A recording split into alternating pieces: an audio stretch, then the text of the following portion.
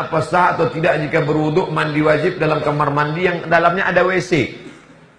Dulu WC aja, mandi di sebelah ada dindingnya. Sekarang demi efisiensi WC bersatu dengan tempat mandi. Apakah sah mandi wajib di tempat ada WC-nya? Sah, tidak jadi masalah. Hanya saja tak boleh menyebut nama Allah di dalam. Karena Nabi diucapkan salam 3 kali, Nabi tak menjawab. Assalamualaikum. Nabi diam. Assalamualaikum. Nabi diam. Kenapa Nabi diam? Tak boleh menyebut Allah dalam tempat yang ada WC-nya. Maka berniatnya dalam hati saja. Tapi kalau tak ada, nawaitu raf'al hadasil asghari listibahati sholati fardhu alayya lillahi ta'ala. Bismillahirrahmanirrahim. Nawaitu raf'al hadasil akbari. Tapi kalau ada WC, diam. Dalam. Di dalam saja, tak boleh. Sedangkan cincin tak dibawa Nabi ke WC. Nabi kalau mau masuk WC, cincinnya dibuka. Karena cincin Nabi ada tulisan Muhammad Rasulullah. Dibukanya letaknya pintu.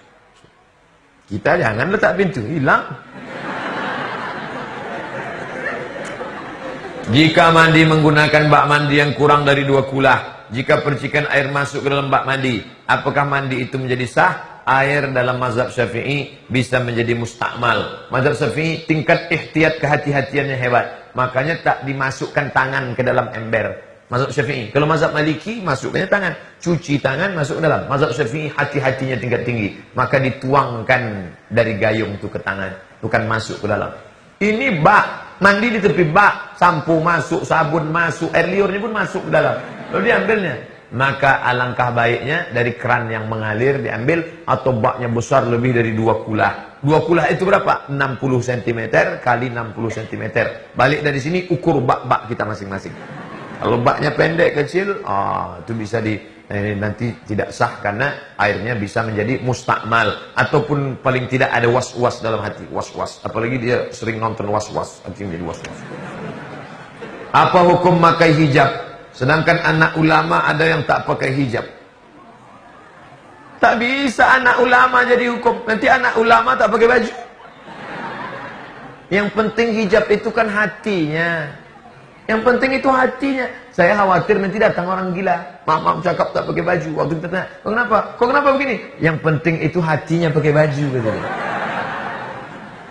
Yang boleh nampak macam anak UPP. Dari ujung ke ujung, yang nampak hanya wajah dan tapak tangan. Yang dimaksud dengan tapak tangan, zahiruha wa batinuha. Ini sama ini, tutup sampai kemarin. Cukup. Saya bangga, UPP bukan Universitas Islam, tapi semangat Islam luar biasa. Dari ujung ke ujung tertutup, jilbab panjang. Wajah boleh nampak, tapak tangan boleh nampak, dan jangan sempit. Di UPP saya belum menengok lagi ada. Jangan transparan, jangan sempit. Tak boleh kain, jarang. Kainnya rapat, pakai lagi dalam, dan kemudian pula jangan sempit. Ini ada orang pakai jilbab tapi sempit, sampai menjerit paha tu.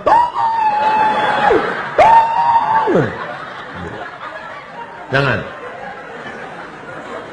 Apa hukumnya membaca Quran dengan langgam Jawa? Yang disepakati oleh para qari yang paham, bayati, soba, sika, nahawan, jaharka. Adapun memasukkan ke solawat, sunan-sunan dulu, Sunan Kalijogo memasukkan langgam Jawa ke dalam solawat, tak masalah. Salatullah, salamullah, ala taha rasulillah. Salatullah, salamullah, ala yasin habibillah. Itu bukan bayati soba, itu lagu Jawa itu. Ler ilir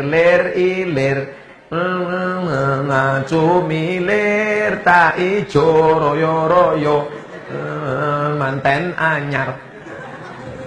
Apa sebenarnya hidayah itu? Seperti apa Allah memberikan hidayah? Zalikal kitabu la raiba fihi hudan. Al-Quran itulah hidayah.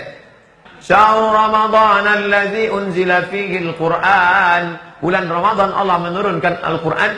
Hudan. Al-Quran itu hidayah. Quran sudah lama turun, tapi kau menyia-nyiakan hidayah Al-Quran. Maka kembali kepada hidayah Al-Quran. Makanya sebelum acara tadi dibacakan Al-Quran supaya dapat hidayah. Apa perbedaan ujian, cobaan, azab? Seperti apa Allah menunjukkan ketiga hal tersebut? Ma yusibul mu'min min nasabin wala wasabin wala saqabin wala syaukin. Kalau ada orang sakit, susah hati, gundah gulana, galau, kacau pikiran, kakinya tertusuk duri, illa kaffarallahu anhu biha sayi'atuh, maka Allah menghapuskan dosa-dosanya di masa yang lalu. Kita berjalan bertiga, tiba-tiba pas di jalan itu kaki kita tertusuk duri. Nah, apakah tusuk duri itu karena Allah menghapuskan dosa kita, atau karena Allah mengangkat derajat kita? Ada yang sakit, apakah sakitnya itu karena Allah menghapus dosanya, atau karena Allah mengangkat derajatnya? Kita tak tahu. Maka kita husnuzan aja sama Allah. Maka kita tak boleh mengatakan dengan orang sakit, banyak betul dosa kau. Boleh jadi dosa dia tak ada. Lalu kenapa dia sakit-sakitan terus?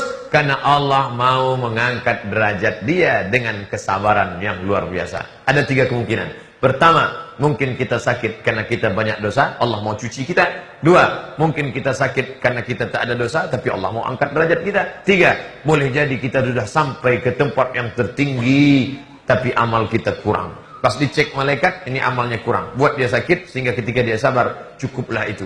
Ada amal yang lebih besar daripada haji, amal lebih besar daripada puasa. Apa dia? Sabar. Innama yuwaffas sabiruna ajrahum bighairi hisab. Orang yang sabar menerima ujian Allah, maka dia akan diberikan balasan bighairi hisab. Nah, jadi tak bisa kalau demam itu menghapuskan salah, kalau jantung koroner itu mengangkat derajat. Belum ada standarnya. Bagaimana cara memantaskan diri agar titel hamba Allah dapat diraih? Bagaimana cara untuk mengutamakan kehidupan akhirat daripada mengutamakan kehidupan dunia? Apakah harus menunggu hidayah atau ujian? Tengok orang cacat. Maaf, adik-adik, saudara-saudaraku yang diberi Allah kekurangan, kalian adalah tamu-tamu Allah. Ada yang diberi kurang fisik, ada yang diberi kurang akal, ada yang diberi kurang sehat. Tengok, dia yang kurang cacat, syukurnya hebat. Aku sempurna, kenapa tidak? Tengok orang sakit, pergi ke rumah sakit. Balik dari sini nanti pergi ke Pasir Pengarayan, tengok orang sakit. Kalau security satpam nanya, kamu mau apa? Saya mau nengok orang sakit. Siapa yang sakit? Semua yang sakit mau kita tengok. Yang ketiga, tengok orang mati. Iringi jenazah, tengok kubur orang mati. Akan membangkitkan menjadi hamba Allah. Jangan jadi hamba harta. Dunia ini kalau dikejar tak terkejar, ingin jadi ini, ingin jadi ini. Tapi jangan pula gara-gara ini nanti bawaannya mau mati semua. Kau setelah S1 UPP mau S2 kemana? Dah lah Pak Ustaz, saya mau mati aja. Bolehkah seorang perempuan mengajukan permintaan pada calon suaminya tak mau dipoligami selagi saya masih sanggup untuk memenuhi semua hak suaminya ketika hendak melakukan pernikahan? Ini namanya takabe indak batali. Tidak boleh mengajukan syarat kalau syarat itu dibenarkan agama Islam. Masalah poligami dibenarkan dalam agama Islam. Fankihu ma tabalakum minan nisa'i masna wa thulatha wa ruba'. Fa in khiftum alla ta'dilu, kalau kau tak sanggup bersikap adil fawahidah. Adik-adikku yang perempuan, kalian tidak perlu terlalu cemas suami ingin nikah lagi. Tengoklah B.J. Habibie. Kurang cerdas apa Habibie? Doktor dari Jerman. Tapi ketika Ainun meninggal, sampai sekarang dia tak menikah lagi. Maka disinetronkan, difilmkan Ainun Habibie. Tak bisa. Jadi jangan kalian seuzon semua ini mau berbini dua. Enggak. Kalaupun ada cakapnya aja itu, hatinya lebih parah dari itu. Bolehkah seorang perempuan bekerja setelah menikah setelah mendapatkan izin dari suaminya? Perempuan boleh bekerja dengan syarat dan ketentuan berlaku 3 syarat. Pertama, izin suami. Izinnya mesti murni. Banyak juga suami mengizinkan istri karena dia ditekan. Abang kalau tak izinkan tengok. Yang kedua, menutup aurat. Tidak solek-solek jahiliah. Jangan bekerja ke kantor pakai solek, makeup, muka putih, tangan hitam. Bedak Kelly 2 inci. Lipstick tebal minta ampun.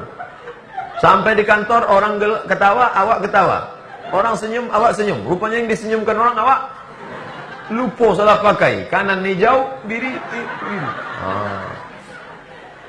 Pertama, izin suami. Yang kedua, jangan solek-solek jahiliah. Yang ketiga, jangan bercampur aduk laki-laki yang tak mahram. Kalau ada tugas keluar kota, ada suami, ada kepala dinas, ada kepala kantor, ada kawan, ada sahabat.